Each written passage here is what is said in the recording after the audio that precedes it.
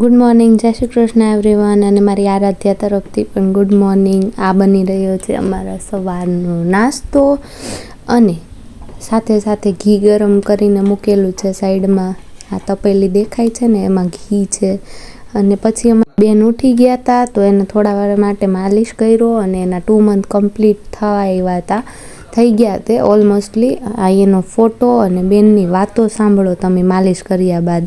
Relax ડીંગુડી જો અરે જા ને હવે વાતુડિયો તામમાં અલે નહીં, મારે વાતું નથી કરવી તારી યારે. અલે નહીં મારે નથી કરવી ના વાતું. હવે જાને હવે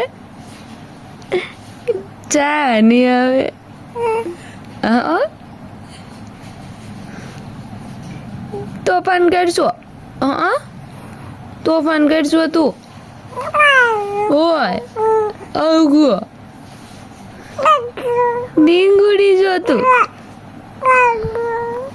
ડીંગુડી. થોડી વાર રમાડી બેનને નવડાવી દીધા અને બેન પછી સૂઈ ગયા. Thank you for watching this video. કાલે મળીએ નવા મિની વ્લોગ સાથે.